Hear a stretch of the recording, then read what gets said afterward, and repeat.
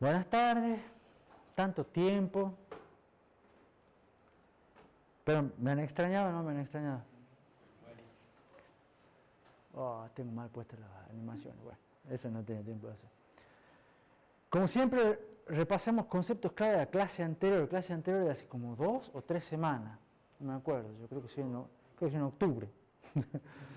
¿Qué hemos visto en esa clase? Habíamos visto la interfaz I cuadrado C, que era Inter-Integrated Circuit. ¿Cuáles eran las características principales de la interfaz I cuadrado C? Otro estándar de facto para comunicaciones de corta distancia.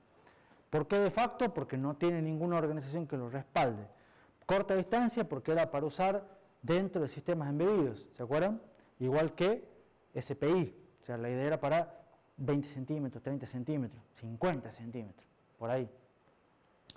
Era una comunicación sincrónica, half duplex, a diferencia de SPI, multipunto, master-slave, que admite múltiples masters. Maneja 2 líneas, menos que SPI, tenía una línea para datos y una línea para el clock, porque es sincrónica, simple, bajo costo, es barata, es fácil. Maneja un bus, maneja el concepto de un bus compartido único, por eso es half duplex, porque solamente en el bus puede haber un dato transmitiendo en cada instante de tiempo, y maneja un direccionamiento de 7 bits. Distintas velocidades de operación, que son fijas, entonces usted tiene esta o esta. No pueden elegir cualquiera, como era en SPI, que era libre, o casi libre. Y de esa manera SPI les permite alcanzar mayores velocidades. Pero este es en principio más fácil, más múltiples masters, no como SPI. Entonces tenía algunas ventajas que lo hacían una alternativa bastante eficiente. Además tiene un protocolo simple, tiene algo de control de flujo, cosa que no tenía en SPI. Ese control de flujo, como contrapartida, me genera un overhead, entonces voy a tener una eficiencia menor en el uso del canal, digamos, como todo lo que me agrega. Y además, por supuesto, como tengo múltiples masters, necesito un arbitraje. Necesita que se defina quién va a asumir o va a iniciar una transmisión en un momento dado determinado. ¿Se acuerdan algo de todo eso? Más o menos. En algún momento lo van a tener que repasar, aunque sea para el parcial. Menos mal que no voy a cumplir la madre que hice y no les voy a tomar un quiz hoy, porque sí. Como después de 3 semanas en clase está lento. Pero hubiera estado bueno para que vean la clase, deberían haber visto la clase. Sí. Ahí está bueno, pero lo que nos faltó de carga desde lo que tuvimos de carga en otras materias. Sí, TCP no pierde tiempo, ven agujero, te clavan algo ahí. Ha sonado muy feo eso. Sonó feo. Sí, ha sonado feo eso, Joaquín. Ha sonado feo. Mira la clase se va a reír. ¿Alguna pregunta con respecto a I cuadrado C? ¿Dónde estamos parados? Hemos visto seriales, hemos visto RC32, hemos visto SPI, hemos visto I cuadrado C. Hoy nos toca ver CAN, que no sé si lo vemos hoy o la empezamos a ver hoy. Ya no, vamos a ver cómo nos va en el día de hoy. ¿Qué vamos a ver de CAN? Característica general, lo mismo que vemos en todas las interfaces básicamente. ¿Cuáles son las características generales, los esquemas de conexión? Acá sí vamos a hablar mucho sobre las tramas, la sincronización, arbitraje, un poco de control de flujo y una variante de CAN. ¿En qué consiste esto? CAN es una interfaz que se llama Controller Area Network. Entonces es una interfaz que en realidad no es una interfaz en sí, sino que es un protocolo, que define un protocolo de un bus, ya lo vamos a ver un poco más adelante, pero los otros eran más que nada sí interfaces simples. Esto ya es una interfaz mucho o bastante más compleja. Y esto ya le llaman una red, es como si fuera una red de controladores. Entonces están las redes de área local, las redes de área extendida, y una red de controladores. Entonces es una red pequeña, pero ya tiene ciertos conceptos de red, y hay varios conceptos de red que vamos a ver. A diferencia de los últimos dos que vimos, SPI y I cuadrado C, tiene un estándar. Después de que, en realidad, empezó la Bosch, la empresa Bosch dijo, che, necesitamos hacer todo esto, publicó un primer paper a mediados de los años 80, pensado para automóviles, porque necesitaba conectar muchos sensores en los automóviles, y dijo, propongo esta manera de conectarlos. La gente dijo, che, está buena la idea, y años después lo estandarizaron. ¿La misma Bosch que hace las herramientas? La misma Bosch que hace las herramientas y hace un montón de cosas más que ni sé. ¿Vos sabés que todas las cosas que hace la Bosch? Bastantes cosas. Son bastantes cosas, digamos, pero es la misma Bosch. Como la otra, había uno que lo ha hecho Philips, digamos, la misma Philips que hace los mismos cosas, un montón de cosas, una empresa grande, digamos. Pero después, varios años después, dijeron, el estándar ISO, dijo, che, no, esto está muy bien, le demos forma, y básicamente tomó los estándares de la Bosch, cambió un poco de terminología, un poco de cosas, con permiso, con licencia, con todo lo demás, y lo publicó como el estándar 11898. ¿Cuál es la idea de todo esto? La red de controladores. La idea es comunicar diferentes y múltiples subsistemas. Estamos en muchas partes que en principio son independientes entre sí, conectarlas entre ellas a través de un único bus. Y esto, como les dije recién, está pensada inicialmente para automóviles. ¿Por qué? Porque ustedes tenían el subsistema de encendido, subsistema de freno, subsistema de luces, subsistema de... son todas cosas con sensores diferentes, necesidades diferentes, porque uno tiene que andar rápido, el otro si se demora unos cuantos microsegundos más, a nadie le molesta. ¿Estamos? Pero algunos, el de los frenos sí molesta, digamos, los otros no, el de las luces o el levanta vidrio no afectan nada. Entonces, esa es la idea de que hay muchos subsistemas que son diferentes, conectarlos a través de un único bus. ¿Por qué a través de un único bus? ¿Qué ventajas tiene un único bus? Ahorrar cables, simplificar toda la electrónica y manejar un protocolo común para todo tipo de sensores. ¿Vamos? Como de vuelta están mal las animaciones, pero ¿cuál es un objetivo principal de la interfaz CAN? Es que es usado principalmente para ambientes ruidosos o ambientes industriales. CAN viene, digamos, a reemplazar, en cierto modo, porque después que empezó, inicialmente se lo pensó para automóviles, pero después el uso se fue expandiendo. Y ahora la idea es que como funcionan los autos que tienen un motor, funciona en cualquier otro lugar donde haya mucho ruido. ¿No? Por ejemplo, fábricas o cosas así. Cualquier tipo de industria. Se lo usa en vehículos, ascensores, equipos médicos, robótica, todos tienen interfaces, o se suele usar mucho con interfaces CAN. La idea es que permite múltiples dispositivos masters, pero maneja un esquema de prioridades, que lo vamos a ver un detalle un poco más adelante. Es lo mismo que era I2C, lo mismo que I2C es half duplex, o sea, solamente hay una transmisión por el bus en un instante dado. Es una interfaz asincrónica, como eran SPI e I2C. ¿Cómo? ¿Cómo era I2C? Lo acabamos de ver. Sincrónica. SPI. ¿Y RS232? ¿Y RS485? Esas eran asincrónicas. Esta es asincrónica como RS485 y como RS232. ¿Estamos? En un esquema multicast, en el sentido de yo pongo los datos en el bus y todos escuchan. Es un broadcast, digamos, pero una especie así de los datos van para todos. ¿No? Ya vamos a ver cómo funciona, que es muy parecido a I2C en ese sentido. ¿Qué más tiene? Esto es importante porque parte de la diferencia que tiene CAN con respecto a los protocolos anteriores vistos, sobre todo a SPI y I2C, es que CAN define un protocolo basado en mensajes.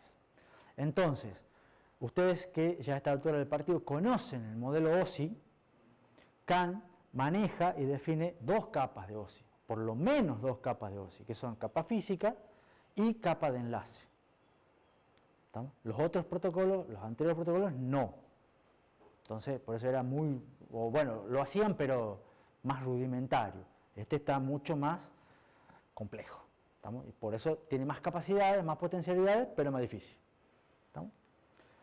Sí. Sí, está grabando el micrófono. Ahí se mueve.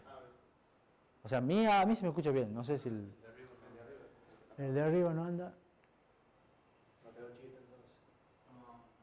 Capaz que se escuche igual. Vamos a ver. Define capa de enlace, define capa física y define conexiones de alta y de baja velocidad. Ese es más o menos lo que está dentro del estándar. ¿Cómo son las conexiones? En general manejan dos cables. ¿Se acuerdan cuántos tenía I cuadrado C? También. Bien. ¿Y SPI? 4. Bien. Mira ahí, me gustó Jean Paul rápido. Al igual que I cuadrado C. Usualmente es un par trenzado. Usualmente enmallado. ¿Por qué le ponen la malla? Para la resistencia al ruido. Porque se supone que está en ambientes ruidosos. O sea, para eso es este VAS. Ustedes lo pueden poner con otro cable, pero como que, digamos, no tiene mucho sentido. ¿Estamos? En general, el cable tiene que tener una impedancia característica de 120 ohmios. Usa señales diferenciales, o sea, ya vamos a ver que estos dos cables en general, los dos manejan señales que son diferenciales, señales que son balanceadas. ¿Se acuerdan cuáles eran las interfaces de modo balanceado?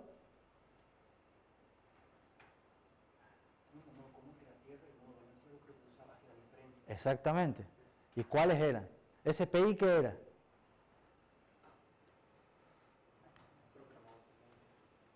Modo común. ¿Y cuadrado C? También modo común. ¿Y el RS232? Creo que será balanceado porque también se puede. No, también era modo común. Sí, es que los modos comunes son para propósito general y las balanceadas son para industrial. Exactamente. Entonces, ¿cuál era balanceada? 485. ¿Estamos? Y ahí está. Maneja, las interfaces en general son colector abierto con resistencia de pull-up. No les voy a preguntar como cuál, porque no se van a acordar. Pero el cuadrado C era igual. SPI podía, también sé, pero el cuadrado C sobre todo era el que manejaba con resistencia de pull-up. Las dos señales que van por los dos cables son simplemente alto y bajo. Chao. Can high, can low. Can H, can L. No hay más vuelta de tuerca. Pregunta, ¿no hay una señal para el clock? No, porque es asincrónica. Bien, o sea, le estoy haciendo preguntas que vamos relacionando todo lo que venimos viendo para remontar la materia. ¿Cómo funciona esto? En estado inactivo, cuando no hay datos transmitiendo, se supone que, o sea, si nadie transmite datos, las resistencias de pull-up nos llevan la tensión en la línea a un valor alto. ¿Estamos? Entonces, eso es el estado inactivo, se le llama recesivo, es lo mismo que enviar un 1, y se supone que en ese estado la señal alta, can H, es menor o igual que el valor de tensión en el valor bajo, que en can L. ¿Estamos? Y las líneas permanecen con tensión. En estado activo, que se le llama dominante, ¿qué es lo que hace? Se pone un 0. O sea, los ceros se ponen. ¿Estamos? Igual que como era en cuál interfaz. En I cuadrado C. En I cuadrado C. O sea, la estamos siempre arriba y cuando yo quiero transmitir un 0, bajo el 0. Y cuando baja el 0, ahí todos saben que hay alguien que está haciendo algo. ¿Se entiende? ¿Cómo se hace eso? Poniendo que la señal can H sea mayor que can L. Después vamos a ver más detalles de esto. ¿Pero se entiende hasta acá? Sí. Ahora, ¿cómo se conecta realmente esto? Ya empezamos con el primer depende. Depende de la velocidad a la que uno quiera transmitir. Y hay dos conexiones. ¿Estamos? Esto es capa física. Una es la conexión de alta velocidad. que está definida en el estándar 11898.2, que es un subestándar dentro del 11898 que es todo CAN. Este estándar de alta velocidad define velocidades de hasta 1 mega. Maneja una conexión lineal, o sea, simplemente los dos cables, a los cuales los dispositivos se pueden conectar, con resistencia de 120 ohmios como de la terminación en cada extremo. O sea, hay que mantener una punta acá, una punta allá, las resistencias son chiquititas, y esta es la longitud máxima de la red, va desde una punta hasta la otra. ¿Está claro? La longitud máxima depende, por supuesto, de la velocidad. Si yo quiero máxima velocidad, la longitud esa no puede superar los 40 metros. ¿Está claro? Y después, bueno, por supuesto, como tengo los dos cables, se conecta cada dispositivo, cada nodo se conecta simplemente con esos dos cables CAN H y CAN L. ¿Estamos? Por supuesto que si yo en realidad quiero aumentar la longitud, tengo que bajar la velocidad. ¿Es por la cuestión de la atenuación de la señal? Sí. En cuestiones eléctricas de atenuación de señal, de que los valores de estas resistencias tienen que ser así, etcétera, etcétera, etcétera. Y no solo de atenuación, sino también de delay, porque ya vamos a ver la sincronización. ¿Está bien, Gastón? ¿Voy bien? Sí, iba a preguntar si a esta velocidad no llegan a afectar las colisiones, ¿verdad? Para esa distancia. En principio no debería. O puede haber colisiones, pero todas se resuelven, digamos. ¿Alguna otra pregunta? ¿Cómo son las conexiones? En general, para estas conexiones de alta velocidad se maneja una tensión de modo común de 2,5 voltios en estado de reposo. O sea, se dice, los valores están acá. ¿Estamos? Y manejan tanto la señal H y L, el mismo valor, que era menor o igual, ¿se acuerdan? Bueno, acá manejan el mismo valor. Cuando quiero transmitir un cero, se hace que el valor alto sea mayor que la señal, el nivel de tensión del valor CAN L. Entonces se le pone aproximadamente 3.5 voltios, si esto suponiendo que son 5 voltios, se le pone 3,5 a CAN H y se le pone 1,5 a CAN L. De esa manera se genera el diferencial de tensión de 2 voltios. Y con eso se dice, hay alguien que está tratando de poner un cero. Eso produce que la tensión diferencial en un cero es de 2 voltios. Cualquier tensión diferencial menor que 0,5 voltios va a ser considerado un 1. O sea, realmente el umbral está en 0,5, pero se les pone 2 para asegurarnos que es mayor que ese 0,5 y decir, acá hay un 0. ¿Está claro? A su vez se asegura que las tensiones de modo común varían entre 1,5 y 3,5, que son las de cada una de estas líneas con respecto a masa, y la tensión de modo común con D1 siempre es menor que 12 voltios. Son características eléctricas que hay que mantener. Entonces, básicamente el esquema es, cada vez que hay un 0, muevo esta a 3,5, bajo esta a 1,5, acá tenemos 0, acá tenemos 5, y es un 0. Después vuelvo al estado de reposo. Y en realidad cuando vuelvo a estado de reposo es un 1. ¿Se entiende? Pongo un 0 o no pongo nada. No pongo nada, pongo un 1. ¿Está claro? Siempre hay variantes con los ceros. Igual que era en I cuadrado C. ¿Preguntas? ¿Cómo es la conexión de baja velocidad? La conexión de baja velocidad está definida en el estándar ISO 11898-3, otra variante, y lo que define son velocidades de hasta 125 kilobits por segundo. ¿Qué les permite si bajan la velocidad? Aumentar la distancia. Les permite, por un lado, aumentar la distancia, por otro lado, aumenta la tolerancia a fallos. Estas se las conoce como redes CAN de baja velocidad o redes CAN tolerante a fallos. Ya vamos a ver por qué. Les permite hasta 500 metros para 125 kilobits por segundo y les permite hasta 1000 metros, pero ya a una velocidad de 50 kbps. Por supuesto. El último punto, la tensión en modo común, cuando hay un número menor que 12 voltios. Sí. Porque eso tenés que sumar, digamos, los valores de 2,5 más 2,5, te da 5 y es menor que 12. Es un requerimiento del estándar. Porque en realidad estos valores son, digamos, los definidos por el estándar, pero no necesariamente tiene que ser sí o sí así. Por ejemplo, vos tenés un micro que te da 3,3, o tenés un auto que maneja 12. ¿Me entendés? Entonces, en realidad, estos valores vos no los vas a manejar, o podés o no mantenerlos a 5. Pero lo podés manejar entre 3,3, pero vos tenés que asegurar acá una amplitud de 2, o mayor que 0,5, en realidad, cuanto más amplia sea, mejor. Entonces, esos son los valores que realmente tenés que mantener.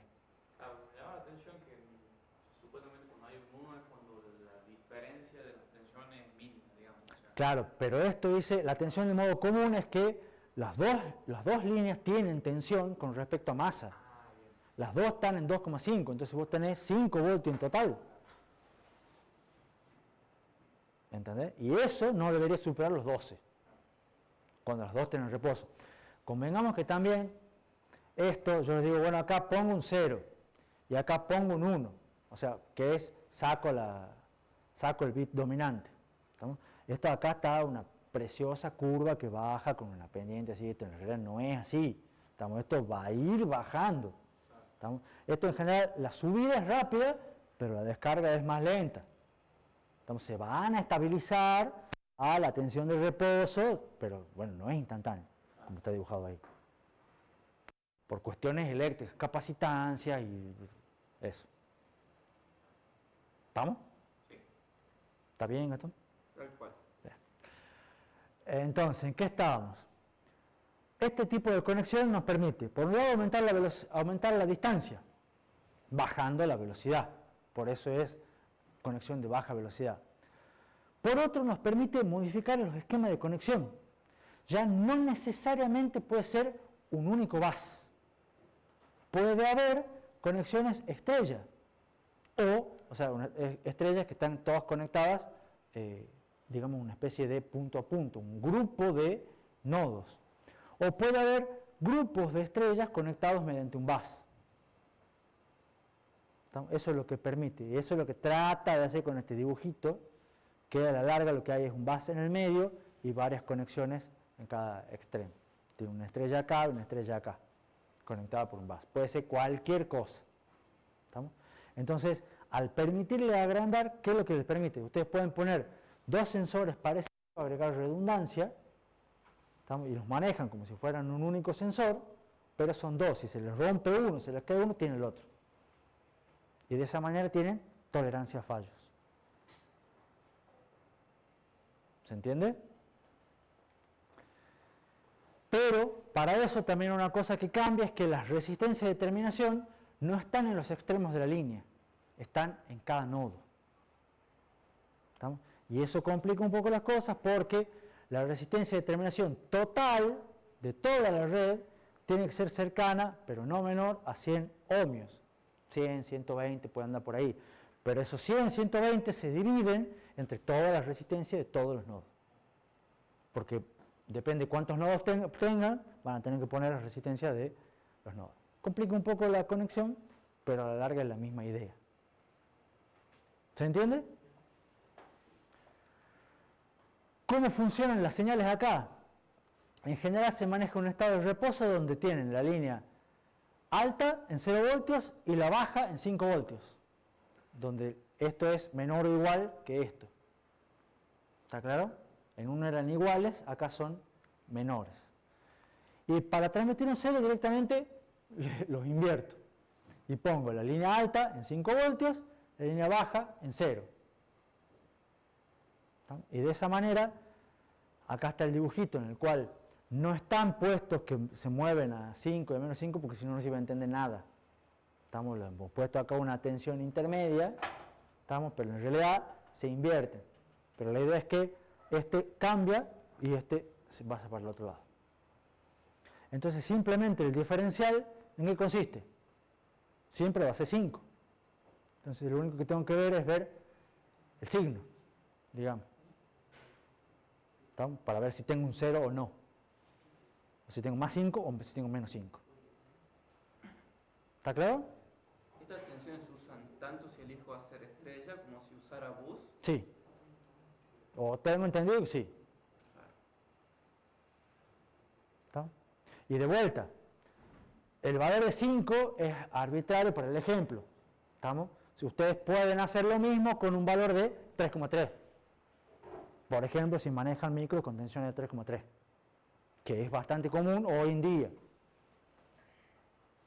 ¿Estamos? Entonces ustedes manejan, en vez de decir entre 5 y 0, manejan entre 3 y 0, 3,3 y 0.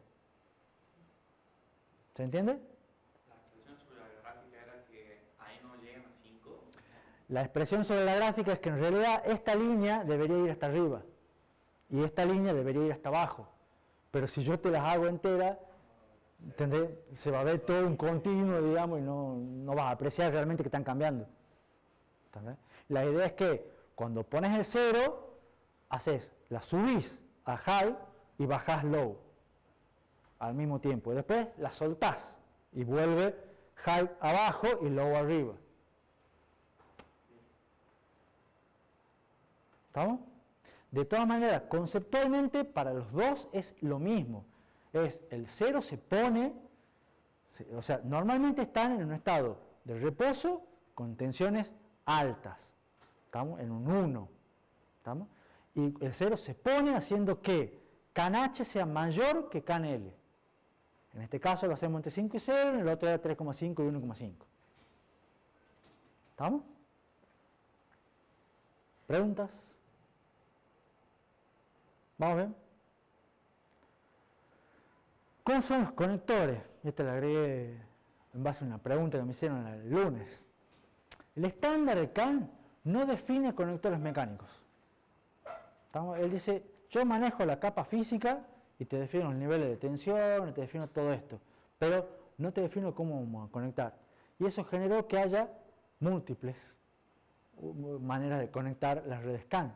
Cada fabricante dice, yo voy a conectar mi red así, y el otro dice, no, yo lo voy a conectar así. Y las dos, mientras manejen los niveles de tensión y las velocidades válidas, son válidas. Y hay múltiples y varias formas de conectores. Pero ¿cuál es el más común? El conector DB9.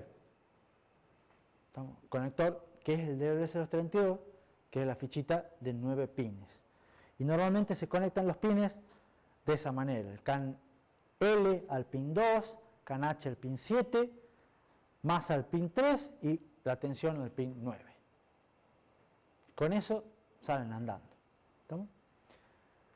Y después vamos a ver que también es muy común, digamos, que haya transceivers, pero ya será unas diapositivas más adelante. Una consulta, ¿el Sí. conector DB9 está preparado para manejar tensiones diferenciales? Sí, porque manejaba hasta 25 voltios, creo, de RS-232. Claro. Eran 15, pero hasta 25 por ahí. Sí, sí.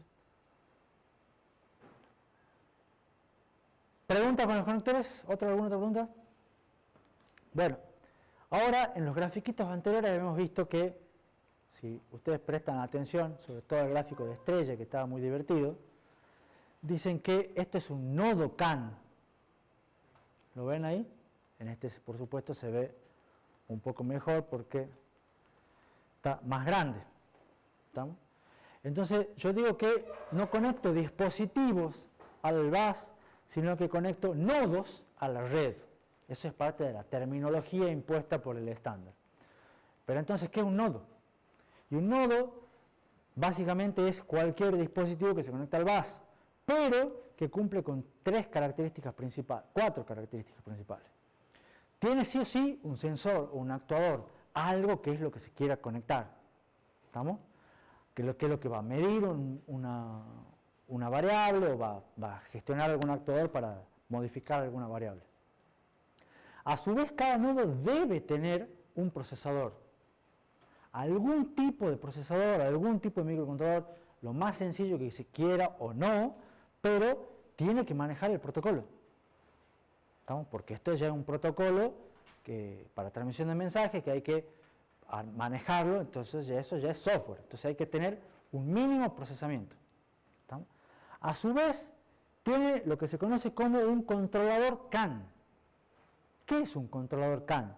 Es básicamente un pedazo, o una circuitería adicional que se encarga de preparar el mensaje para ser transmitido. O sea, todo el procesador se encarga de manejar los mensajes, armar, decir qué es lo que voy a enviar, qué es lo que voy a recibir, pero este se encarga de cómo lo voy a enviar y cómo lo voy a recibir. Normalmente ese controlador es parte del mismo micro. O sea, ustedes van a comprar un micro, por ejemplo, el NXP LPC 4337 de la EUCIA, y dice, bueno, este micro tiene un módulo CAN.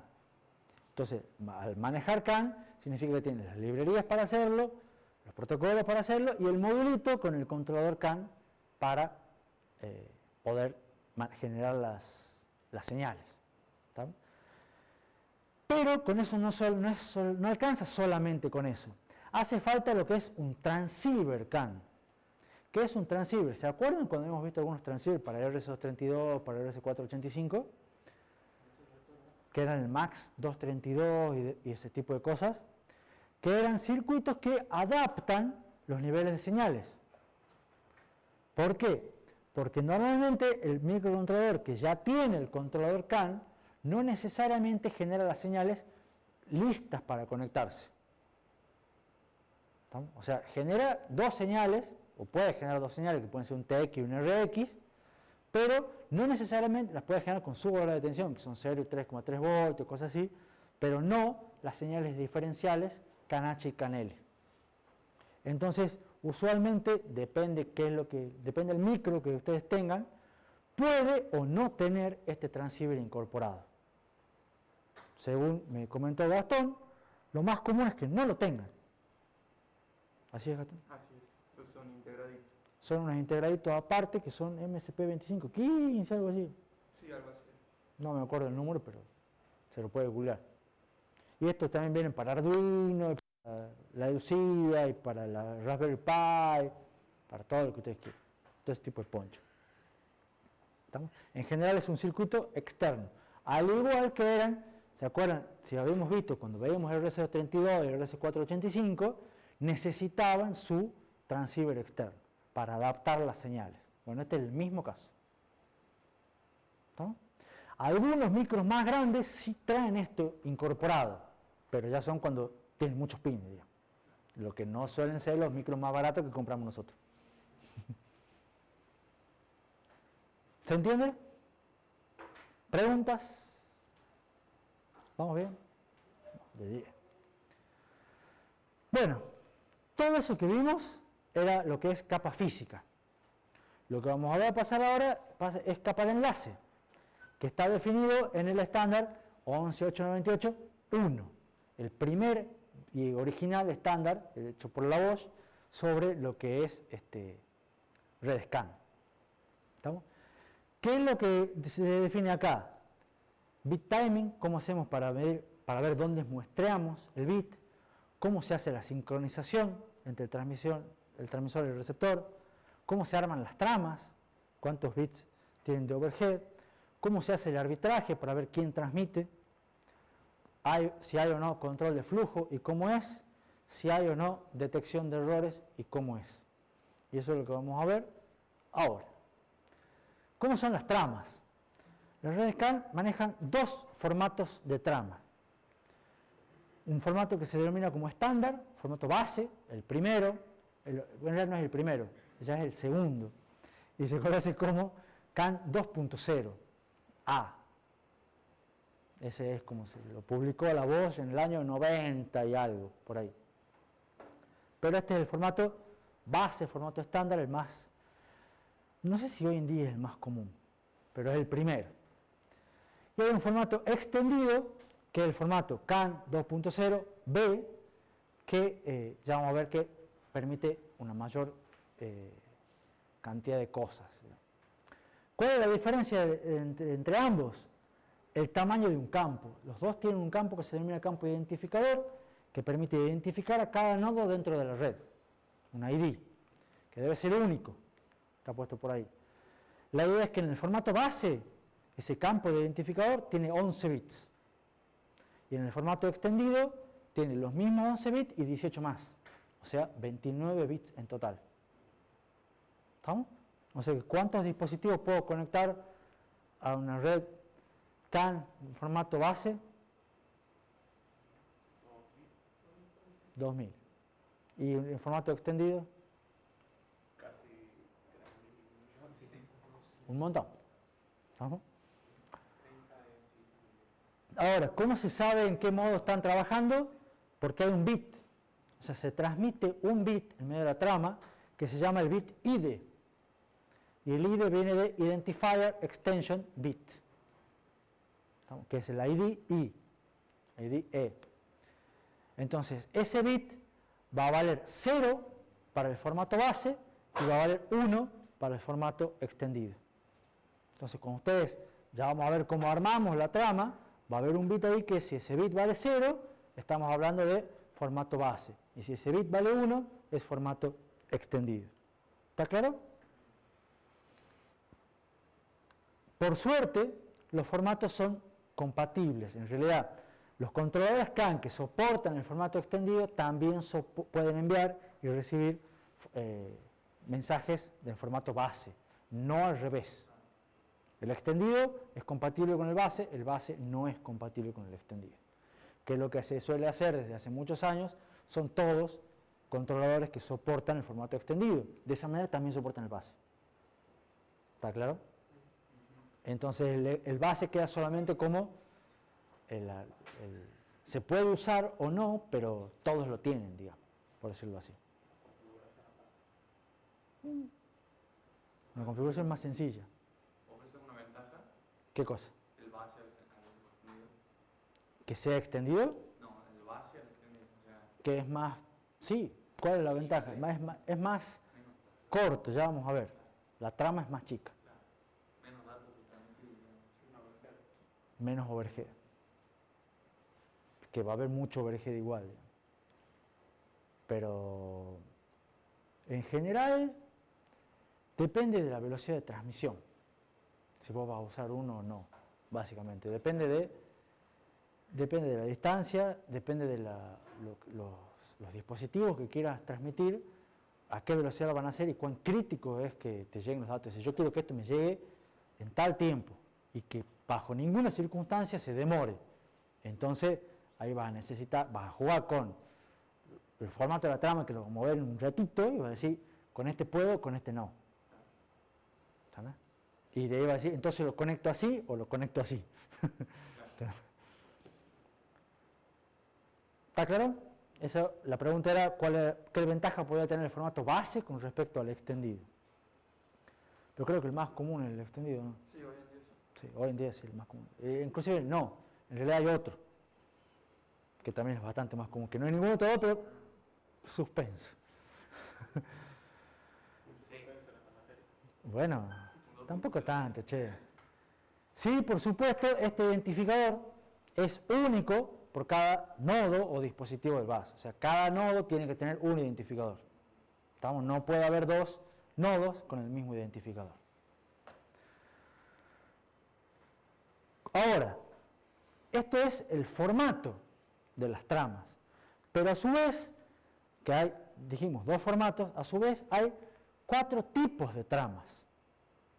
¿Estamos? O sea, además de los dos formatos, que no lo hemos visto todavía los formatos, hay 4 tipos de tramas.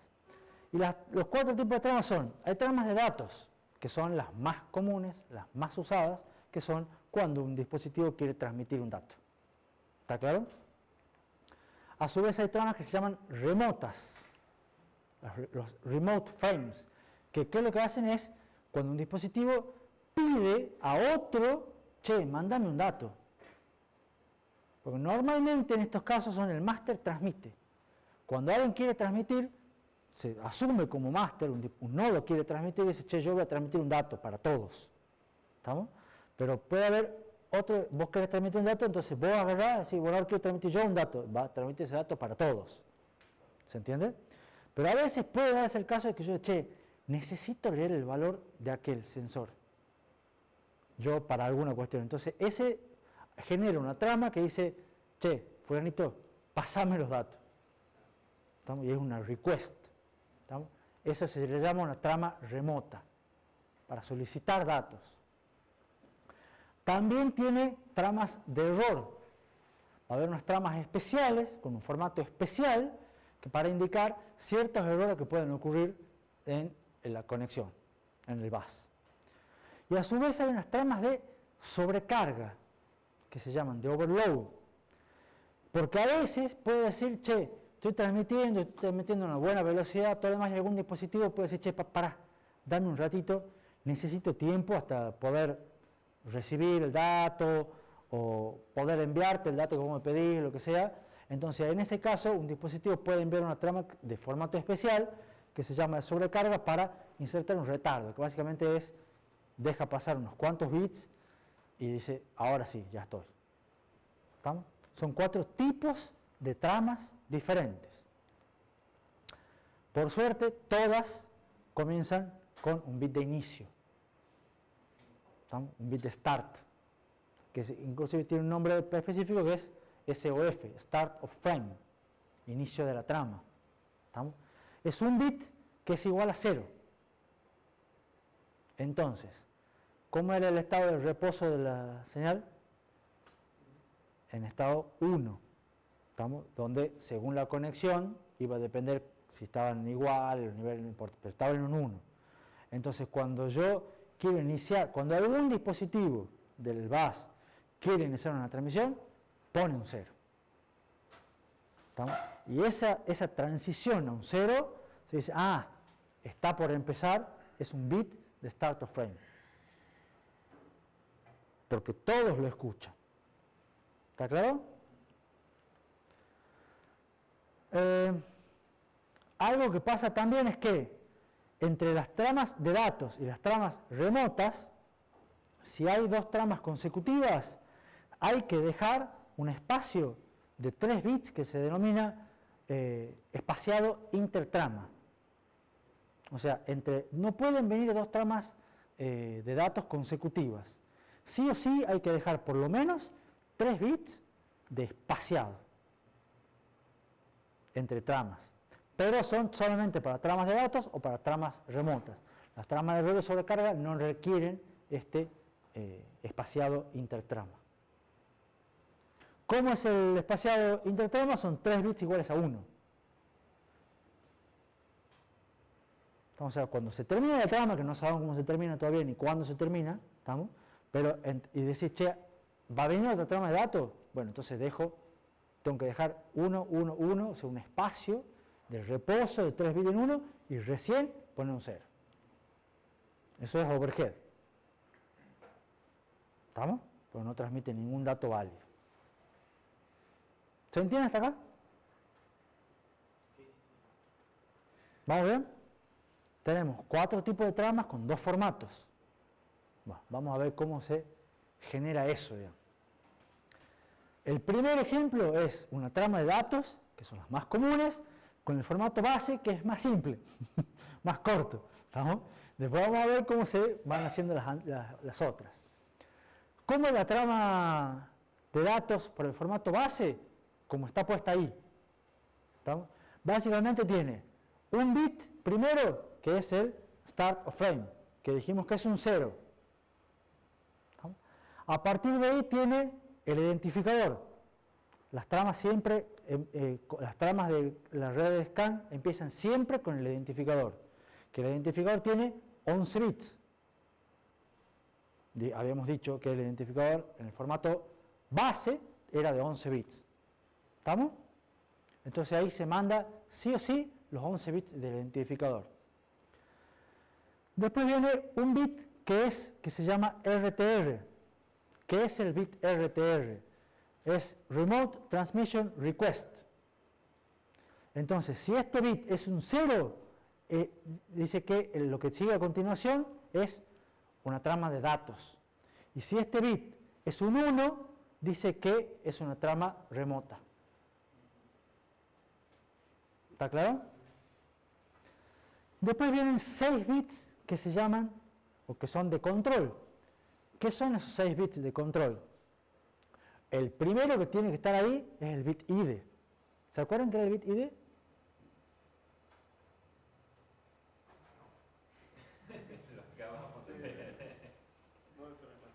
El bit id es para ver si hay una extensión del identificador. Entonces, vale 0 para el formato base y 1 para el formato extendido. Entonces, como acá estamos en formato base, este sería un bit en 0. ¿Está claro? Después viene un campito de 4 bits que se le llama DLC, que no es un downloadable content ni nada por el estilo, sino un data length code. ¿Qué quiere decir data length code? El tamaño de la parte de datos. ¿Estamos? Porque la parte de datos es variable. Pueden ser entre 0 y 8 bytes. ¿Estamos?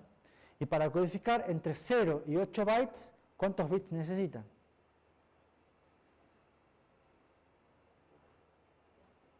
4. Está claro para todos. ¿Estamos? Pero ¿qué es lo que pasa? Ustedes pueden mandar acá con el DLC un valor mayor que 8. Porque pueden mandar 10, 15, 9. ¿Estamos? ¿Qué pasa si mandan un valor, cualquier valor mayor a 8? No importa. Cualquier valor mayor a 8 se considera como 8, porque la cantidad máxima de bytes a transmitir en el formato base es 8. Y no transmite más de 8 bytes. ¿Estamos? Pueden ser menos de 8 bytes, pero no pueden ser más de 8 bytes. ¿Está claro? ¿Seguros? Eso va posta pregunta para práctico, quiz, parcial y demás. Y después, bueno, tiene un bit que se llama R0, que es un bit reservado. Que en realidad el estándar dice, este bit tiene que ser 0. Pero los receptores, ya sea que tengo un 0, tengo un 1, no hay problema, lo consideran igual. Y es un bit extra. O sea que arranca, para Tranquilo, sí. ¿O no? El DLC. O sea, dice, El DLC es cuántos bytes, sí. y es de 0 a 8. Sí. O sea, por eso necesita 4, ¿no? Porque no es de 0 a 7, digamos. Por eso necesita 4, porque es de 0 a 8. Por eso no era tan simple la pregunta, ¿no? Necesitan 4 bits para que el 8, que es 1000, se pueda especificar. ¿Estamos? Y se puede transmitir 0 bits, 0 bytes. Supongo que también estará pensado para la extensión, ¿no? Ya vamos a llegar. Ya vamos a llegar. Pero si tienen 4 bits, ¿por qué no se aumenta el tamaño de la... A ver, momento, acá ya acaba de tener un spoiler. ¿Qué pasa con...? Ah, sí. Ya vamos a ver qué pasa con la extensión. ¿Vos me decías? ¿Qué limitaciones habría si tiene 4 bits de aumentar el tamaño de la trama de datos? La respuesta que tengo para darte es no sé. El estándar simplemente dice, la trama de datos CAN especificada tiene 8, como máximo 8 bytes de datos. ¿Cuál era la pregunta? Si, ¿por qué no hacerlo más largo? ¿Por qué no mandar 15 bytes? Es el estándar. Ese es el estándar. ¿No? El spoiler del final cambia eso. El spoiler del final va a modificar un poco, pero por ahora ese es el estándar. Esa es la respuesta que tengo. ¿Por qué lo han hecho así? No sé. No Pero sé si estoy adelantándome, pero quería preguntar el Dale. tema del RTR para Sí. la trama de error y de sobrecarga. ¿Qué lo toman como dato? no tienen el mismo formato. Las tramas de errores sobrecarga tienen otro tipo de formato. Ah, claro. Ya vamos a ver. Ya vamos a llegar a un poco a eso. No, está bien. ¿Pero hasta acá vamos bien? Sí. Perfecto. Me encanta que haya preguntas porque significa que por lo menos les generan cuestiones, digamos. Después, en realidad, tienen de parte del control, que son esos 6 bits, tienen entre los 0 y 64 bits de la parte de datos según lo que definieron en el campo de DLC. ¿Está claro? Esto es variable. Después vamos a ver que además es más variable. Ya vamos a ver por qué. Y después de la parte de datos tienen un CRC, que se reserva 16 bits para CRC, pero con una particularidad. no utilizan un polinomio CRC de 16 bits, sino que son un polinomio CRC de 15 bits y un bit de acknowledge del CRC o una cosa así, para decir, che, el CRC lo recibí bien. O sea, este es un CRC de 15 bits en realidad, pero con 16 bits. ¿Estamos? ¿Se acuerdan lo que era un CRC de 15 bits? A ver, lo que han sacado más de 80 en el parcial, ¿cuántos errores me permite detectar?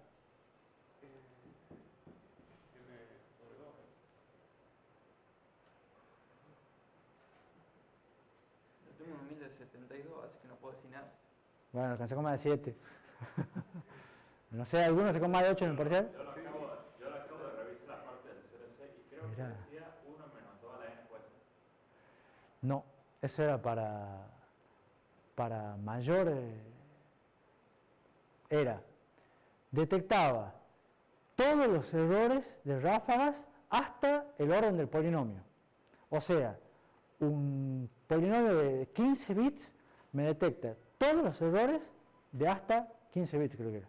No, no puede ser, un montón. 14 bits, así. N-1. Ah, y podía corregir en ese momento. ¿Cuántos errores puede corregir?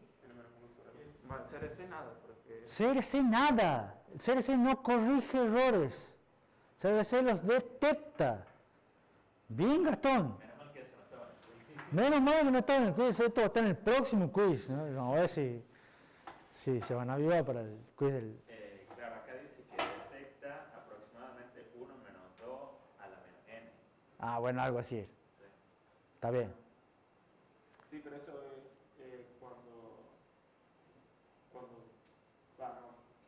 había una métrica que era cuando los errores de ráfaga eran mayor al Sí. grado del polinomio, Ahí ya se les podían escapar algunos. Claro, o sea, tiene un 98% de acierto y así va disminuyendo. Porque fíjense que la trama acá, el tamaño, va a tener un tamaño considerablemente grande, ¿no? en realidad es una gráfica así, primero baja y después sube y se queda así todo. Excelente. ¿De dónde la sacaste la gráfica? La analicé a la ecuación. Ah, muy bien. Buenísimo, ya lo podemos incorporar para el año que viene. Entonces, después de los datos viene el CRC, después vienen 2 bits que se los utiliza para ACK, ya vamos a ver cómo, para una especie de control de flujo.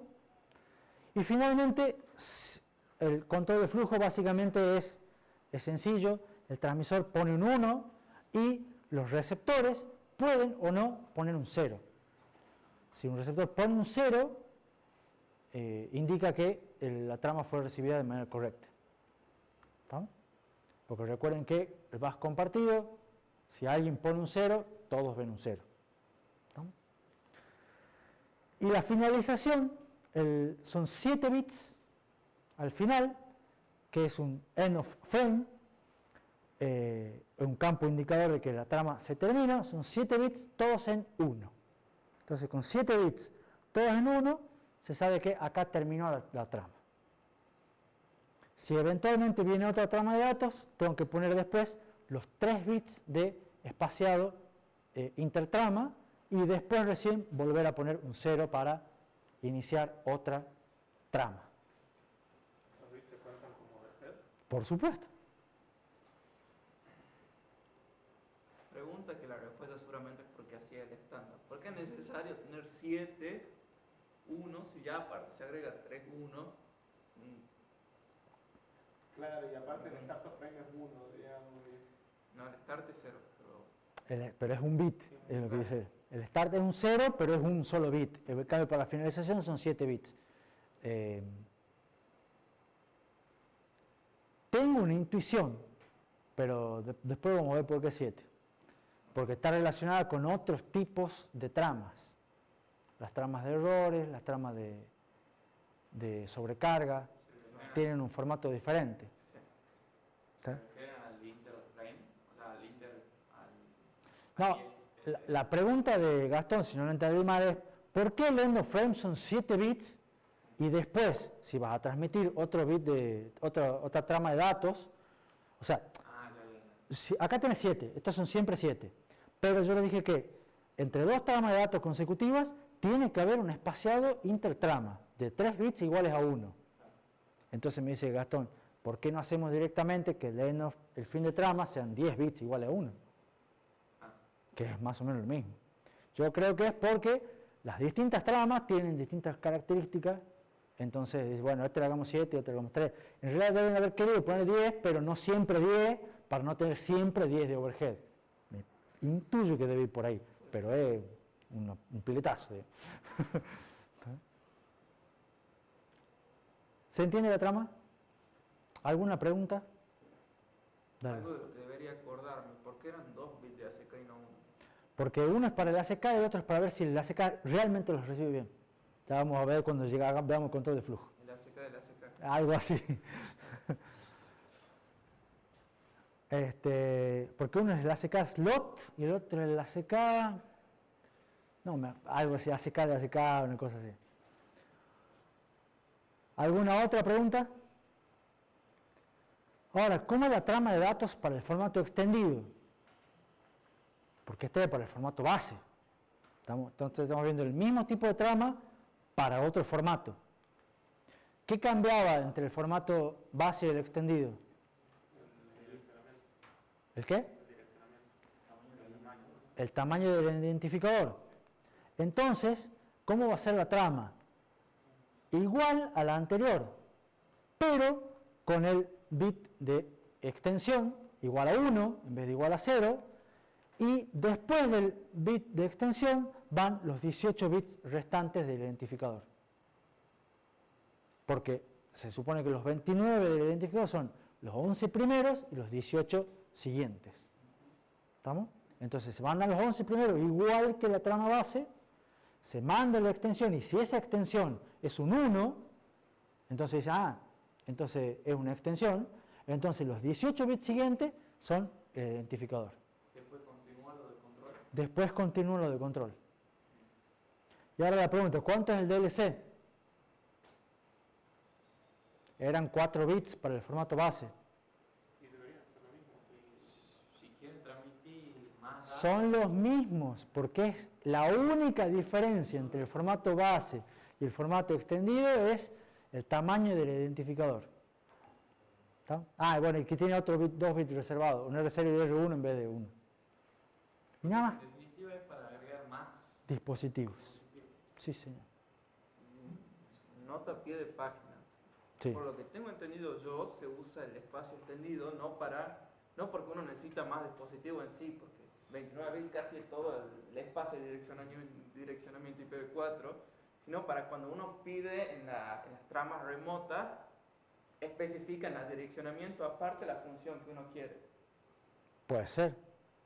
O sea, lo utilizan para identificar subsistemas adentro del Claro. servidor que se transmite. Por ejemplo. Se la puede usar para eso, pero es la única diferencia que hay entre la trama de datos, entre el formato base y extendido.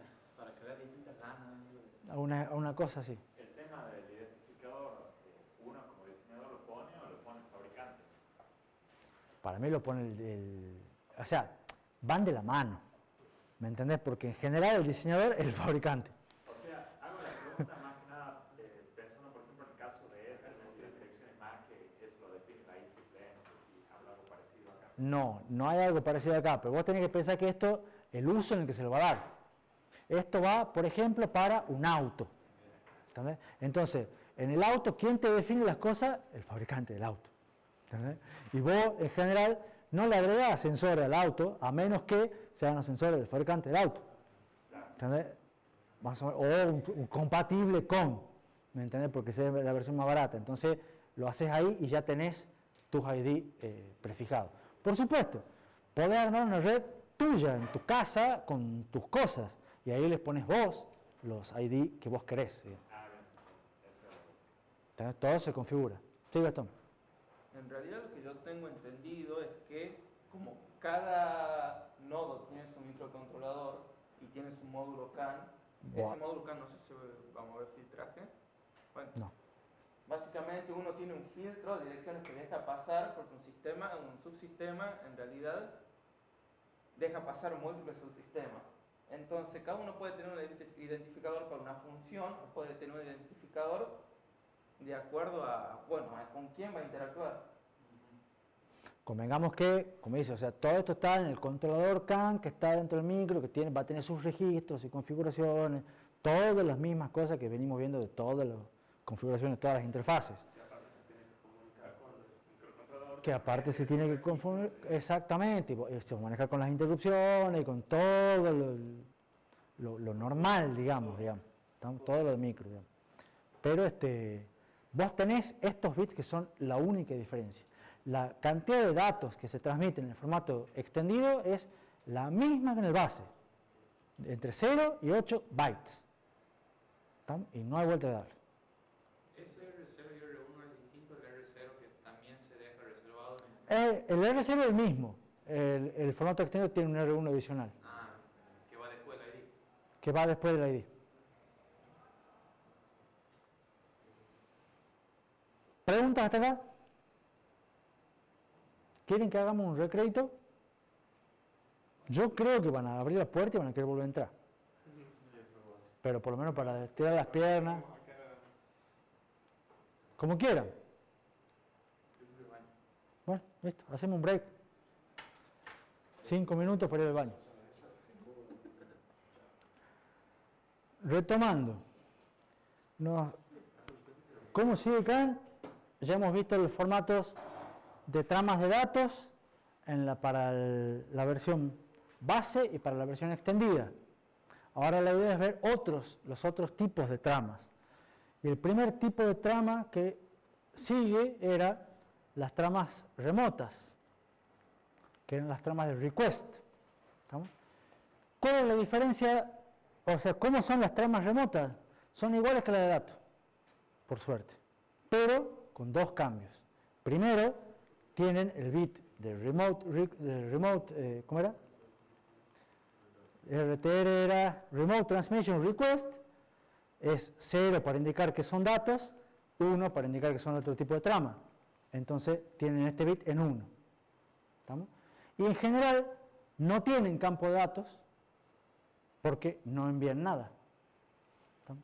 Lo que se suele poner en el DLC es indicar la cantidad de bytes que se pretende que le manden.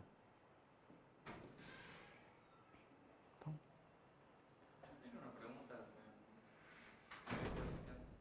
¿Cuál es la idea de una trama de datos de 0?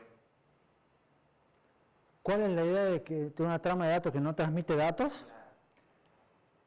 Se puede usar para sincronización, se puede usar para, no sé, ¿para qué más se puede usar?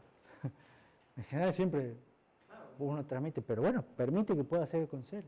Para probar el BAS también. Para probar el BAS, por eso, una sincronización, ver cómo está funcionando. Sí, porque por ahí, no sé, me imagino que se usaba 3 bits para el tamaño y te obviaba el 0, por ejemplo, que el 0 en realidad ya sea un byte. Ya. Podés proponerlo a la voz, a ver qué opinan, digamos. Después tenemos el otro tipo de trama que habíamos visto también, eran tramas de error. Las tramas de error en general son más complejas, no las vamos a ver con tanto detalle, pero básicamente consisten de dos campos, que son flags de errores, hay un montón un campo que es entre 6 y 12 bits, que indican más o menos distintos tipos de errores que pueden ocurrir en el bus, y un delimitador de error. Y ese delimitador de error son 8 unos consecutivos. Y nótese que son 8, a diferencia de los 7 del end of frame.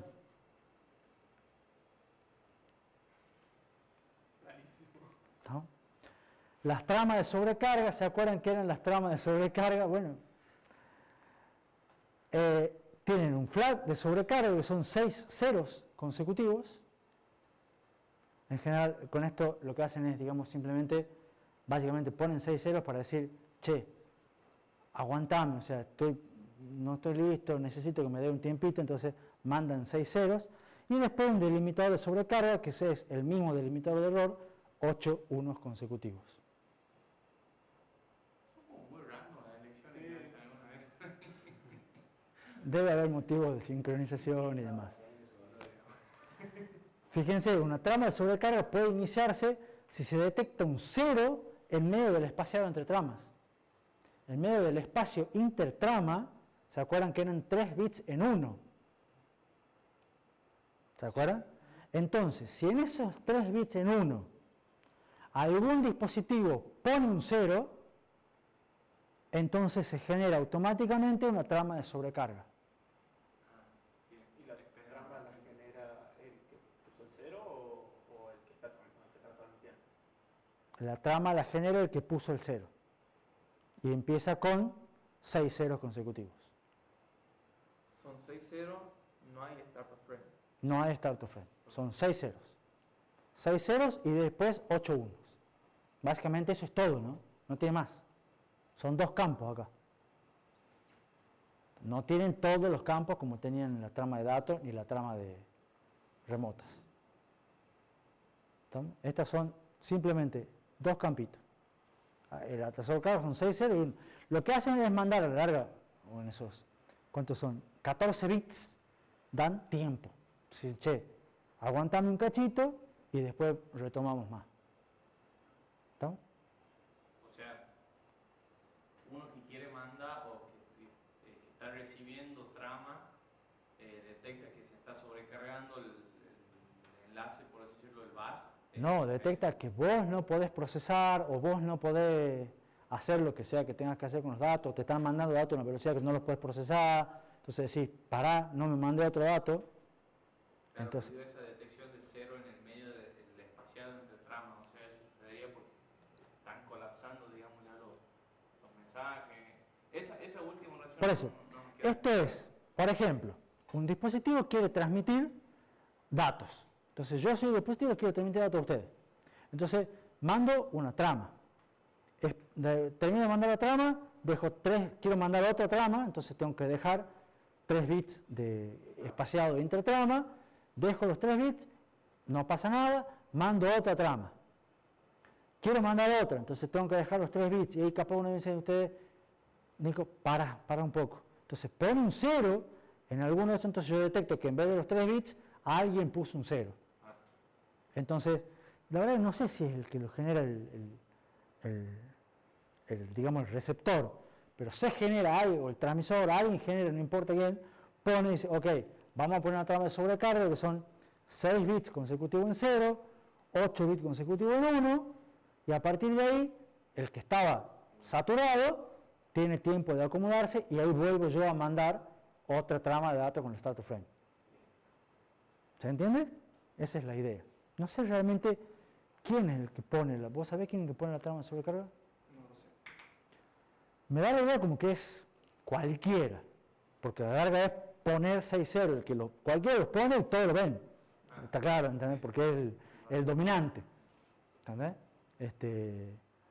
Y por eso son ceros. Pero no sé realmente si lo pone, porque imagino que el que está sobrecargado, no va a poder, digamos, va a poner apenas unito, entonces el otro dice, bueno, dejá, listo, mando 6-0. ¿Entendés? Pero no estoy 100% seguro. ¿Alguna pregunta? ¿Se entiende? ¿Cómo viene el tema de la sincronización? ¿Por qué? Porque recordemos que esto es asincrónica, entonces no tiene señal de clock. ¿Cómo hacemos para sincronizar y hacer el muestreo de los bits? Se tiene que hacer recuperando el clock de estas señales. ¿Estamos? Entonces, todos los nodos deben operar a la misma velocidad de transmisión para todos poder mostrar los bits exactamente en el mismo instante. ¿Estamos? La sincronización se hace con cada transición a 0 dentro de una trama. O sea, cada vez que se manda un 0, se va a activar un proceso de sincronización.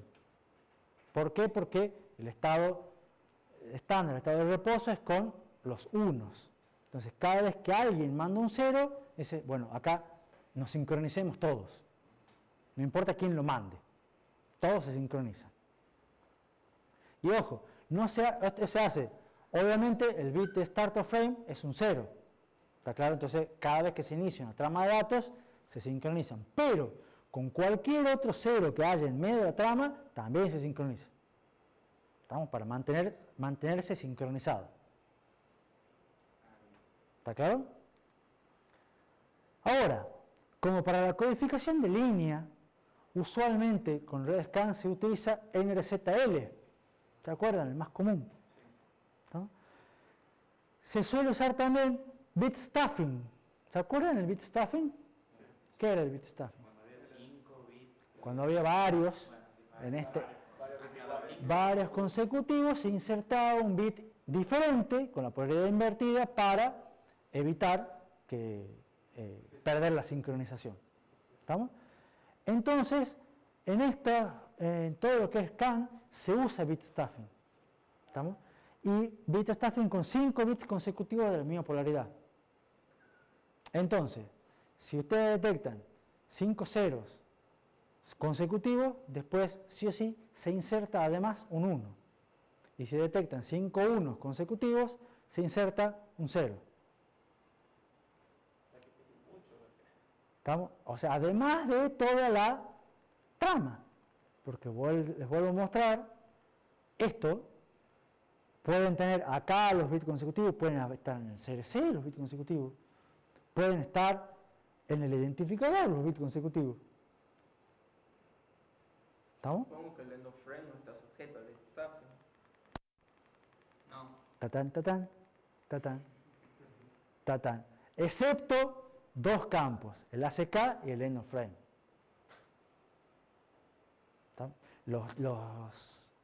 Las tramas de error tampoco. ¿Estamos? Las tramas de error y las tramas de sobrecarga tampoco están sujetas al bit stuffing. ¿Estamos? Pero todas las demás sí. Entonces, cuando ustedes tienen que ver el tamaño de la trama es variable. O sea, no solamente variable porque puedo transmitir entre 0 y 64 bits de datos, y porque además puedo tener formato base o formato extendido, con un bit más de reservado o no, sino que además puede haber bit stuffing, que es totalmente dependiente de los datos. Entonces, en general van a tener tramas de tamaño máximo, pero van a estar con mucho overhead. ¿Está claro? Ahora, para sincronización, siempre el controlador espera que la transición, esta, ocurra en un momento exacto del bit time, que suele ser múltiplo. Para manejar otro reloj interno, ¿se acuerdan cómo hacíamos para el muestreo de RS232? ¿Se acuerdan que teníamos una frecuencia que era múltiplo 8 veces de la frecuencia, entonces muestrábamos a la mitad del bit? Bueno, algo parecido va a suceder acá. ¿Estamos? Siempre se espera que la transición ocurra en algún múltiplo de ese bit time. ¿Estamos? Si no ocurre, dice, che, acá debería haber una transición, porque por bit stuffing, por el start of frame, por algo, debería haber una transición, y no hay una transición, significa que no estoy sincronizado y tengo que ajustarlo. Ese proceso de ajuste tiene dos partes, que es el bit timing. Primero, vamos a definir, una vez dada la velocidad de transmisión, que todos los dispositivos están a la misma velocidad de transmisión, con la inversa de la velocidad de transmisión se obtiene el tiempo de bit. ¿Estamos? Ese tiempo de bit se divide en 4 segmentos, que se le llama, que son el segmento de sincronización, que es en general cuando ocurre una transición, de 1 a 0. Entonces, acá es cuando efectivamente detecto la transición a 0. ¿Estamos? Es el flanco, básicamente. Después un tiempo de propagación, un segmento de propagación que se suele dejar un determinado tiempo, ya vamos a ver cuánto, para compensar retardos que puede haber en la línea, dependiendo de la longitud de la línea. Y después hay otros dos segmentos que se llaman fase 1 y fase 2, que son los que se usan realmente para la sincronización. Ya vamos a ver cómo se los usa. ¿Estamos? Entonces, el muestreo se hace exactamente en el punto intermedio entre la fase 1 y la fase 2. Ahí se muestrea. Y eso ya normalmente no suele ser a la mitad del bit. Acá vamos a ver que el muestreo es común que se realice un poco más tirado hacia el final del bit. ¿Estamos? Suele ser un 70-75%, no a mitad del bit como eran en general en las otras interfaces. Bueno.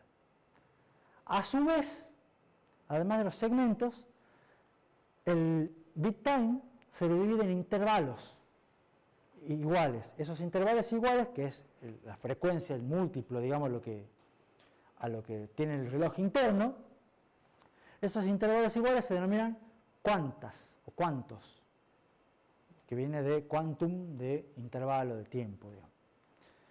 La cantidad de intervalos depende del controlador.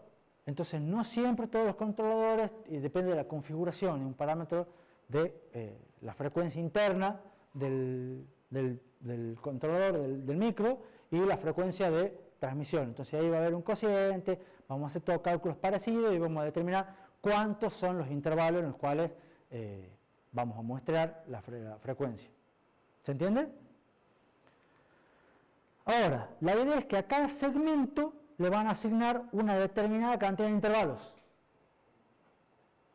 Entonces ustedes van a decir, para la sincronización voy a usar 1, para propagación voy a necesitar 3. Todo esto es configurable y dependiente. ¿De qué depende? De la velocidad de transmisión, de las condiciones de la red y de, por supuesto, la frecuencia a la cual hayamos dividido la cantidad de intervalos. ¿Me siguen? Entonces, por ejemplo, y ahí va la imagen, digamos. Si asumimos que el bit se divide en 10 cuantas, o sea que la frecuencia interna es 10 veces mayor que la velocidad de transmisión, entonces una posible asignación podría ser 1 bit para sincronización, 3 bits para propagación, 3 bits para fase 1 y 3 bits para fase 2. Y el muestreo se realizaría acá, o sea, al 70% del bit.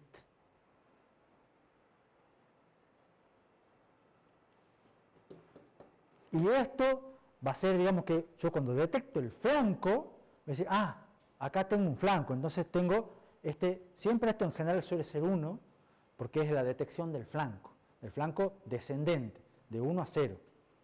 Entonces, a partir de ahí empiezo a contar y digo, bueno, cuento 1, dejo unos cuantos más de propagación y a partir de ahí empiezo con fase 1 y fase 2 para ver a dónde muestreo. ¿Se entiende? Si hubiese cambiado de bit en el medio de la fase 1, por ejemplo, se tendría que resincronizar el reloj. Exactamente. Y eso es lo que es el ajuste que les voy a contar ahora. Lo que acaba de ser. ¿Entendieron lo que dijo Alejandro? Sí. ¿Qué pasa si yo eventualmente tengo algún tipo yo muestreo acá, y en vez de mostrar acá, no muestreo un 0? Porque el 0 lo tengo acá, por ejemplo. ¿Qué significa ahí? Que mi reloj está desfasado. Que tengo ¿qué es lo que hago para ajustar? Digo, bueno, en realidad esto lo voy a hacer más chiquito. Y eventualmente hago más grande la fase 2. ¿Se entiende? Para mover este punto hasta donde yo quiero mostrar el 0 que corresponde. ¿Se entiende? Entonces, si una transición a 0 ocurre antes o después de lo esperado, el controlador va calculando la diferencia. ¿Por qué? Porque sabe cuándo ha sido la transición. Entonces dice, uy, estoy en estos cuantos, entonces me pasé 2 o estoy 2 adelantado, o 3 o el número que sea. Sabe cuánto es la diferencia, modifica la cantidad de cuantos asignados a las fases 1 y 2, agrandándolas y acortándolas. En el ejemplo anterior, si la transición llegase antes, el controlador cambiaría 2 cuantas para la fase 1 y cambiaría a 2 cuantas para la fase 1 y 4 cuantas para la fase 2, por ejemplo. ¿Se entiende? Y ahora, como les dije recién, esta sincronización se hace con cada transición a 0, no solo con el start of frame. ¿Estamos? Entonces se asegura que siempre todos los receptores estén sincronizados con el transmisor.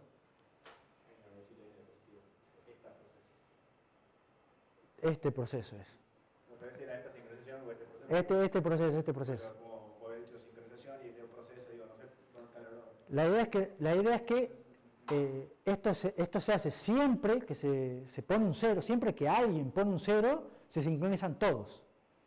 Entonces, como tenemos bit stuffing, como tenemos todos los delimitadores y todo lo demás, nos aseguramos que siempre, cada 6 bits máximo, van a estar todos sincronizados. ¿Se entiende? Y de esa manera, todos los dispositivos del bus están viendo siempre, están trabajando a la misma velocidad. ¿Se entendió? Que suceda eso no genera un error, ¿verdad? Yo me imagino que eso ya es parte de la implementación. ¿En qué sentido un error? O sea, vos igual sabés que ya recibiste un bit, Sí. pero detectaste que está desfasado, digamos, tu fase 1 y fase 2. Lo acomodás, lo sincronizás. Lo acomodás y para el próximo bit ya va a estar acomodado. Claro, ya está acomodado, pero ese bit en el que vos lo sincronizaste, igual sabés qué bit es, digamos, sabés que tenés un bit en 1, digamos, llegó un 1, por así decirlo. Sí, porque vos vas a saber, pero por eso, vos lo esperás que llegue, o sea, por ejemplo, acá voy a decir yo estoy acá, entonces yo voy a mostrar siempre al 70%, ¿me entiendes? Porque vos sabés cuánto es esto, ¿entendés? Cuando vos vas a mostrar, decís, che, mirá, el bit me ha llegado antes, entonces mostráis, vos ya sabés que te llegó y lo tenés y no es un error, pero te reajustás para el próximo, entonces ya para el próximo ya va a llegar exactamente donde querés, ¿entendés? Y si te llega mal de vuelta, volvés a reajustar. Porque evidentemente hay algo, hay mucho ruido en la línea, o está más lejos de lo que esperabas, entonces lo vas reajustando permanentemente.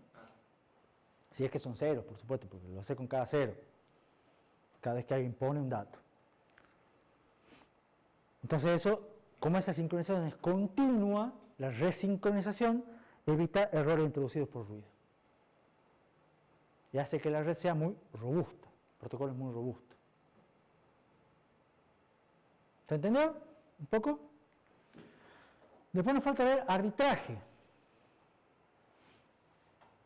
Creo que quedamos re poquito de diapositiva. Vamos a ver arbitraje. ¿Qué es el arbitraje? Todos los nodos que están conectados al bus tienen que estar sincronizados. Solamente puede transmitir uno en cada instante. ¿Estamos? Entonces, porque todos tienen que mostrar cada bit al mismo tiempo. ¿Qué pasa si dos nodos quieren intentar transmitir al mismo tiempo? ¿Puede ocurrir?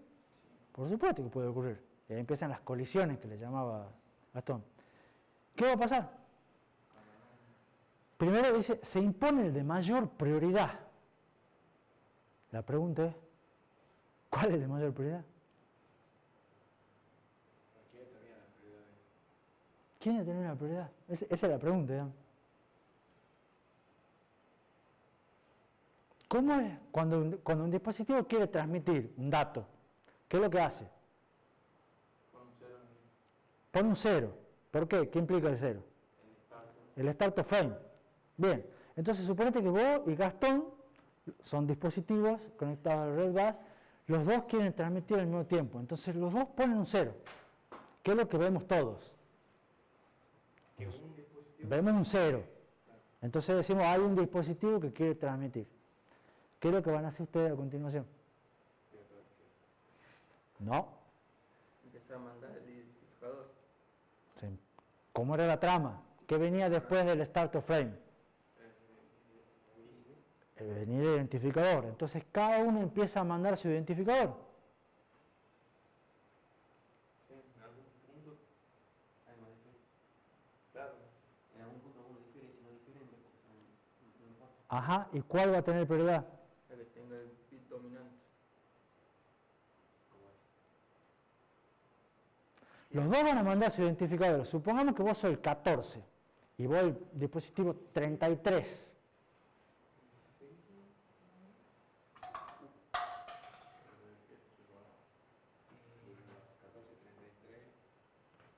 Por decirle dos ejemplos. Sí, los valores habría que ver con el bit más significativo, digamos. Ujú. ¿Se entiende el planteo que estoy haciendo? Sí, yo sí. Entonces, ¿qué es lo que va a pasar? A la larga los dos van a mandar otro 0 de identificador. Bien, los dos van a mandar otro 0 de identificador. Y después va a llegar algún momento que el 33 va a mandar un 1. Porque es un número más grande. ¿Y qué va a pasar cuando mande un 1? El que tenía 0 Vos vas a mandar un 1, él va a seguir mandando un 0. Claro, él va, supongo que Todos ven siempre el VAS al mismo tiempo. ¿Cómo? El 0 tapa el 1. Entonces, ¿cuál es el de mayor prioridad? Exactamente. ¿Lo ven? Entonces, cuando la idea es que el ID va a determinar la prioridad. El ID no solamente es un identificador único, sino que a su vez establece la prioridad de los dispositivos. Los dispositivos con identificador más bajo tienen mayor prioridad que los dispositivos con identificador más alto. ¿Se entiende? Entonces, es parte del diseño de la red, lo que dice ahí, asignar mayor prioridad, o sea, menor ID, a los dispositivos que requieran que el mensaje llegue con menor retardo. O sea, los dispositivos más rápidos o los más críticos son los que deberían tener mayor prioridad. Y por ende, ¿cómo debe mayor prioridad? Dándole un ID más bajo. ¿Se entiende? ¿Está claro? Esa también va a ser pregunta de quiz. A la larga, el ID más bajo es que tenga más ceros significativos, por supuesto. ¿No? Si tiene un 1 y todo lo demás 0, no es más prioritario. Entonces, ¿qué pasa cuando dos nodos que están transfiriendo simultáneamente, uno dice, uy, yo acá mando un 1, pero estoy mandando un 1 y en realidad veo un 0 en el bus? Significa que hay otro dispositivo que está tratando de transmitir además de mí, digamos. Entonces, ¿qué es lo que hace ese dispositivo? Libera el bus. Igual que pasaba con ¿quién? Esto es muy parecido a lo que pasaba con I²C. ¿Estamos? Entonces, el dispositivo de menor prioridad libera el bus. ¿Y qué es lo que hace? ¿Cómo funciona lo que es? Ahí libera el bus, queda transmitiendo el de mayor prioridad. Eventualmente dice que va a intentar una retransmisión 6 ciclos de reloj después de terminada la transmisión del de mayor prioridad. O sea, cuando se detecte el end of frame del que estaba transmitiendo, decía, mira, acá mandaron un fin de trama, voy a esperar 6 ciclos más y voy a intentar de vuelta un start of frame yo. ¿Se entiende? Sí. Vuelvo a intentar retransmitir el dato. Ahora, ¿qué pasa si son más de 2 nodos? Pasa exactamente lo mismo. ¿Estamos? O sea, el arbitraje funciona exactamente igual. Si son 7 los que quieren transmitir al mismo tiempo, van a empezar, algunos, los de menor prioridad, van a empezar a liberar, hasta que quede uno, ese va a transmitir, eventualmente va a terminar, van a tratar de retransmitir los otros 6 van a volver a colisionar, va a transmitir el de mayor prioridad de esos 6, los otros 5 van a liberar, y así sucesivamente se transmitan todos. ¿Puede haber un problema de inhibición? Por supuesto. La red debería estar contemplado ese tipo de situaciones. ¿Estamos? Este arbitraje se repite hasta que quede solamente un nodo transmitiendo. ¿Se entendió cómo es el arbitraje? Y también está puesto un poco el control de flujo.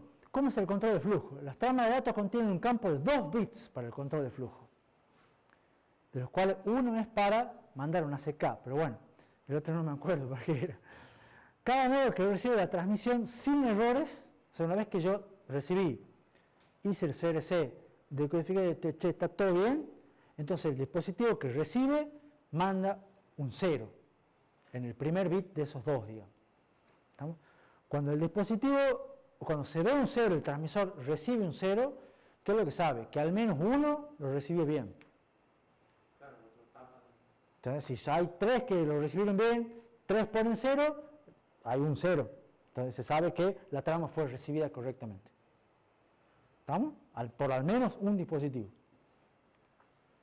El transmisor tiene que mantener un 1. El transmisor no pone un 0. El transmisor en la trama tiene que poner un 1 ahí. Si el transmisor no detecta ese 0, o sea, si cuando el transmisor pone un 1 se fija y sigue habiendo un 1, ¿qué significa?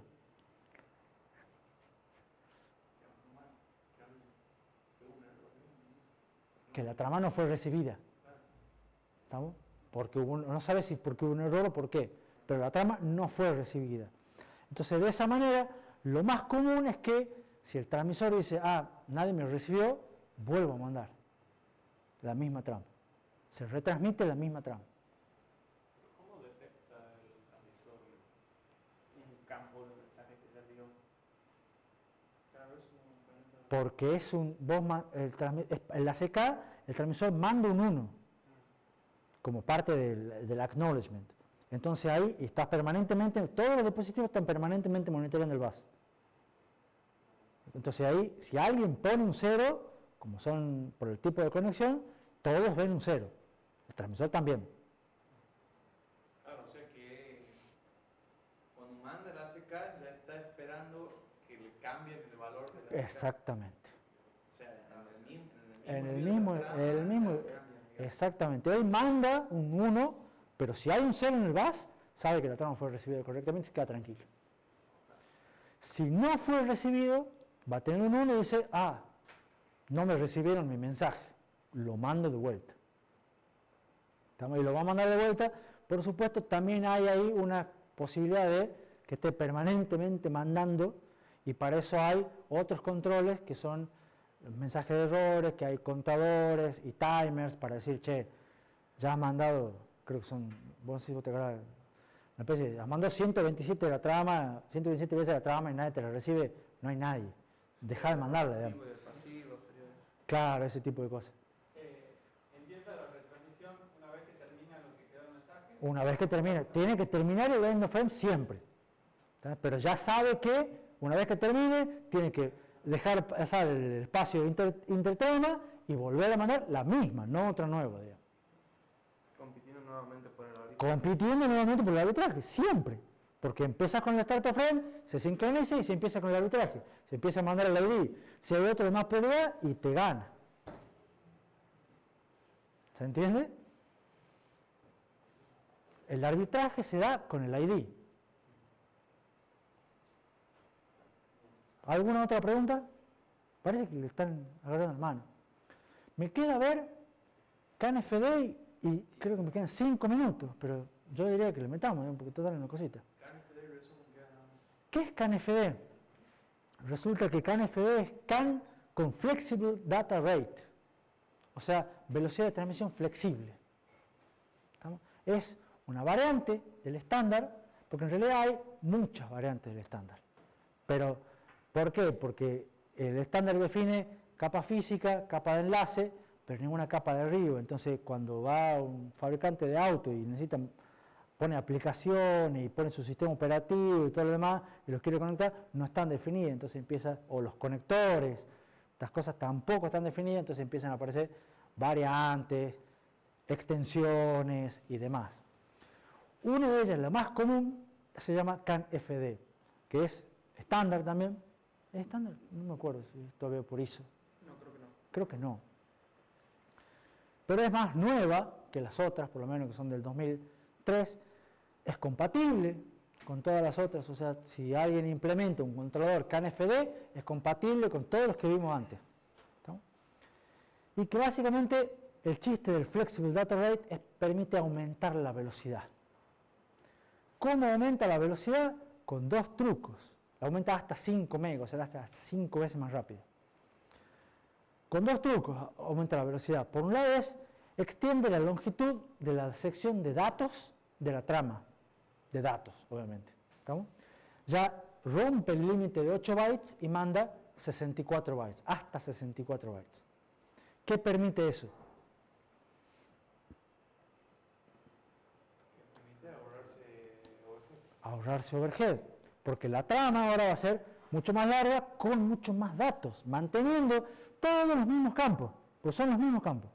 ¿Estamos? El identificador es de 11 bits, el DLC obviamente va a ser expandido un poquito, pero todo el CRC también va a tener una variante, ya vamos a ver, pero en general son los mismos campos, pero permite transmitir mucho más datos. De esa manera el overhead va a ser menor y la tasa efectiva de la utilización del bus va a ser mayor. ¿Está claro? Entonces la velocidad puede ser más alta. Y a su vez tiene otra característica que es que permite aumentar la frecuencia luego del arbitraje. O sea, empieza el start of frame, se manda el start of frame, se manda el ID y empieza el arbitraje. Estamos con el identificador.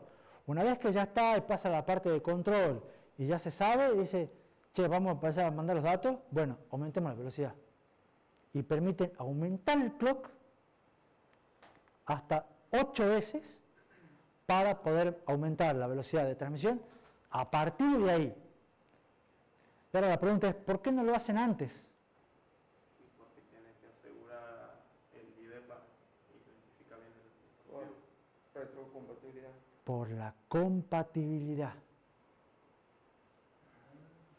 Entonces, los primeros bits se mandan lentos.